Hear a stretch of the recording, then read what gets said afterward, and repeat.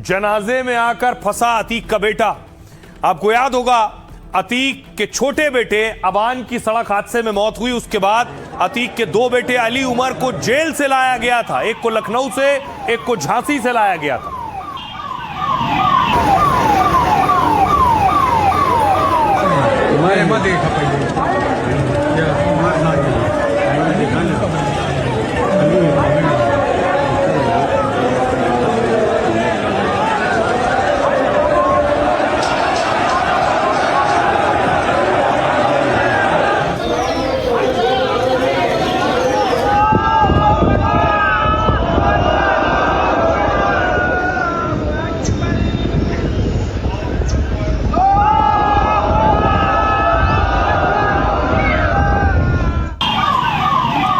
और हुआ क्या कि उमर और अली को लाया गया।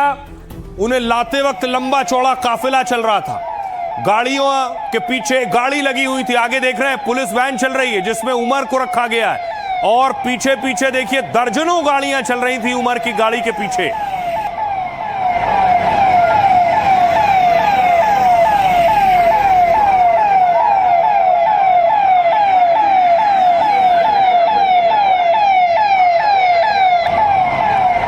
बताया गया कि उमर को जब जेल से निकाला गया तो समर्थकों को यह डर और खौफ भी था कि कहीं एनकाउंटर ना हो जाए, कहीं गाड़ी ना पलट जाए। इस डर की वजह से दर्जनों गाड़ियां पीछे पीछे चल रही थी।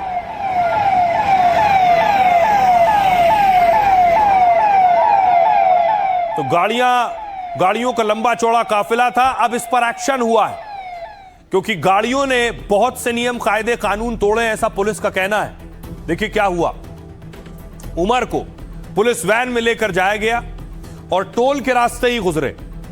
अतीक के बेटे के काफिले में यह दबंगई तब सामने आई जब उमर को लखनऊ जेल से प्रयागराज लाया जा रहा था। उमर अहमद की पुलिस वैन के पीछे बहुत सी गाड़ियां थी।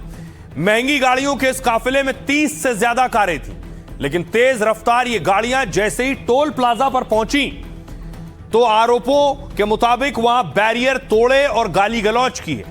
नवाबगंज टोल प्लाजा के सहायक प्रबंधक ने इसकी शिकायत की है। जयप्रकाश यादव ने पुलिस थाने में इस बवाल पर एफआईआर कराई है। पुलिस ने 28 नामजद और कई अज्ञात वाहन चालकों पर केस दर्ज किया, जिसमें आरोप है ये गाड़ियां शनिवार दोपहर टोल से गुजरी, लेकिन किसी ने भी टोल टैक्स नहीं चुकाया बल्कि बैरियर तोड़ डाले। कंप्यूटर ऑपरेटर और हेल्पर ने कूदकर जान बचाई। ये प्रयागराज रूट पर हुआ। टोल कर्मचारियों ने रोकना चाहा तो उन्हें धमकाया और गालियां दी गई। पुलिस अब टोल प्लाजा पर लगे सीसीटीवी कैमरे खंगाल रही है। गाड़ियों में बैठे लोगों की पहचान कर जांच में जुटी है ताकि गाड़ी चलाने वालों के चेहरे पहचान कर कार्रवाई की जा सके, इनसे टोल वसूली और तोड़फोड़ के नुकसान की भरपाई की जा सके। गंभीर धाराओं में एफआईआर भी हुई है जिनमें हत्या की कोशिश का भी आरोप शामिल है। धारा 109(1) और बाकी धाराओं में 10 साल की सजा हो सकती है। इसके बाद ये गाड़ियां प्रतापगढ़ की तरफ पहुंची। अतीक के बेटे उमर के काफिले पर प्रतापगढ़ में भी केस दर्ज हो गया। अख्तियारी टोल प्लाजा के मैनेजर ने भी पुलिस से ऐसी ही शिकायत की है। कहा टोल देने के बजाय धमकी दी गई और गाड़ी चढ़ाने की कोशिश हुई है। बैरियर तोड़कर काफिले में शामिल लोगों ने विवाद किया। एफआईआर कर प्रतापगढ़ पुलिस सीसीटीवी खंगालने और कार्रवाई में जुट गई है। सुनिए इसके बाद अब सियासत भी हो रही है एक्शन पर। क्या कुछ कह रही समाजवादी पार्टी और क्या कह रही बीजेपी। सही सलामत जेल से कब्रिस्तान पहुंचाएंगे या नहीं पहुंचाएंगे, तो ये शक तो पुलिस दूर कर सकती है ना। क्या विकास दुबे की तरह उनकी गाड़ी भी पलट जाएगी, उनकी भी हत्या हो जाएगी, ये लोगों को शक था। ये कानून का काम है। कानून को चाहिए था कि उनको एस्कॉर्ट करने से रोके, और जनता के बीच में जो डर है गाड़ी पलटने का, मारने का, वो पुलिस ही दूर कर सकती है। आज भी समाजवादी पार्टी और समाजवादी पार्टी के नेता को पीड़ा यह है कि कैसे उन माफियाओं को खाद पानी ये दे सकें। उसके लिए कुत्सित प्रयास हमेशा करते हैं और सिर्फ लोगों को गुमराह करने का काम करते हैं। भारतीय जनता पार्टी में या भारतीय जनता पार्टी के शासनकाल में, माननीय योगी आदित्यनाथ जी के शासनकाल में सारे लोग सुरक्षित हैं। जो अपराधी हैं वही अपने आप को असुरक्षित मान रहे हैं, उनको मानना भी चाहिए। अब देखिए ये सारा शुरू हुआ एक्सीडेंट से। अतीक के छोटे बेटे अबान का एक्सीडेंट हुआ और उस एक्सीडेंट में उसकी मौत हो गई, लेकिन उसकी मौत अकेले नहीं हुई, उसके साथ और भी साथी गाड़ी में सवार थे। ये देख रहे हैं, ये उस वक्त की तस्वीर है जहां ये हादसा हुआ था। बहुत भयंकर एक्सीडेंट है।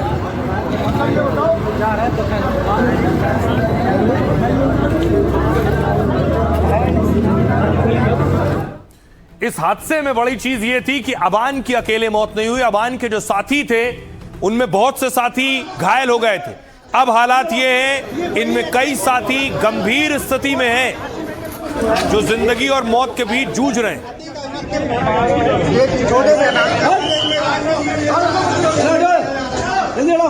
ये वही एक्सीडेंट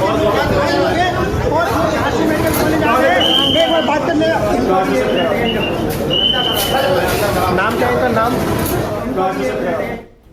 अब देखिए इस वक्त हालात क्या हैं। जो उस हादसे में घायल हुए थे, बताया गया गाड़ी की रफ्तार 100 किलोमीटर प्रति घंटे से 120 किलोमीटर प्रति घंटे के बीच थी। अब देखिए, जिसे आप देख रहे हैं, यह उमर, जिस हादसे में अतीक के सबसे छोटे बेटे अबान की जान गई, उसी में अबान के साथ कार में मौजूद 3 साथी घायल हुए, जिनमें उमर की हालत गंभीर है। उसकी 3 पसलियां टूटी हैं, उसके लंग्स में ज्यादा दिक्कत है, दावा है फेफड़ा फट गया है। उमर के हाथ पैर में फ्रैक्चर है और हालात में सुधार नहीं हुआ। शनिवार को तबीयत और ज्यादा बिगड़ गई तो दिल्ली भेजा गया। मेदांता अस्पताल में रविवार को उसका ऑपरेशन हुआ। एक और शख्स जैद, अबान के साथ मौजूद दूसरे घायल जैद की हालत भी नाजुक है। जैद की 2 पसलियां टूटी हैं, एक हाथ और दोनों पैर में फ्रैक्चर है। उसकी गर्दन के पास जख्म है, सिर में भी गंभीर चोट लगी है। दावा है इसी वजह से जैद अस्पताल में अजीब हरकतें कर रहा है। रविवार को तबीयत ज्यादा बिगड़ने पर उसे दिल्ली लाया गया और डॉक्टरों की सलाह पर ब्रेन के इलाज के लिए उसे लाया गया है। अब यहां जैद को मिलिट्री अस्पताल में भर्ती कराया गया। एक और शख्स, तीसरा युवक, कार में सवार रहे तीसरे दोस्त फारूक की हालत ठीक है। उसके हाथ पैर में चोट आई है, कई जगह मामूली जख्म है, इसलिए फारूक को करेली के अस्पताल में रखा गया है। इस वक्त सुनाते हैं आपको समाजवादी पार्टी के नेता अबू आजमी क्या कह रहे हैं, सुनिए। लोगों को शक हो रहा है कि अब जो उनके बच्चे का एक्सीडेंट हुआ है, और वो भी सरकार शक के दायरे में, नहीं कह रहा हूं कि क्या हुआ क्या नहीं। आम इंसान के दिलो दिमाग में अतीक अहमद की फैमिली के साथ जो हुआ है, इस तरह की चीजें हो रही हैं, लोगों को शक होता है कि ऐसा तो नहीं, लेकिन इसकी सही इंक्वायरी होना चाहिए। बाहर था, जेल में भी नहीं था, और अपने भाई से मिलने जा रहा था और एक्सीडेंट हो गया, उसका इंतकाल हो गया। तो अब जो शक के दायरे में सरकार है, सरकार को खुद कोई ऐसी एजेंसी से इंक्वायरी करा के सफाई देना चाहिए ताकि लोगों को संतुष्टि मिले। और आइए खबरों में आगे बढ़ते हैं। आज की एक और बड़ी खबर है, आपको लिए चलता हूं। संसद में बवाल रुक नहीं रहा है। सरकार तैयार है, फिर आखिर क्यों तकरार है, सवाल ये। आज प्रदर्शन हो रहा था संसद के बाहर। देखिए, डिंपल यादव खुद पहुंची थी दूध का डब्बा लेकर। क्या है, सदन नहीं चल पा रहा है, ये दूध सदन उत्तर प्रदेश के मुख्यमंत्री के लिए दूध है, क्योंकि उन्होंने बात कही थी कि चंदा चोरी पे दूध का दूध और पानी का पानी होगा, और कहीं ना कहीं आज तक कोई भी खुलासा नहीं हो पाया है कि आफ्टर ऑल जो चंदा है, जो दान पात्रों में पैसा है, वो कहाँ जा रहा था। और आज जहाँ ये FCRA बिल लेके आ रहे हैं, तो हमारी मांग है कि सरकार बताए कि क्या RSS संगठन रजिस्टर्ड है कि नहीं है, और उसको चढ़ाने के लिए कहाँ से पैसे जाते थे। कहीं ये दूध का दूध पानी का जो राज है, कहीं इसी में तो नहीं छुपा हुआ है। अब देखिए, डिंपल यादव प्रदर्शन कर रही थी चढ़ावा चोरी पर। इधर पप्पू यादव भी साधु संतों के साथ चढ़ावा चोरी पर प्रदर्शन में लेटे थे। करने वाले होश में आओ, आस्था के साथ गद्दारी नहीं चलेगी, गद्दारी नहीं चलेगी।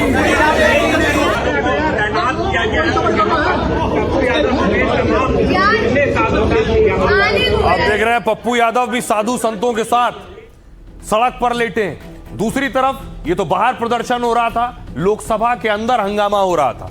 खुद किरण रिजिजू कह रहे थे कि गृह मंत्री अमित शाह बोलने के लिए तैयार हैं। वो कह रहे थे आइए विपक्ष से बैठिए सदन में, गृह मंत्री बोलेंगे। जवाब देने का तैयार है।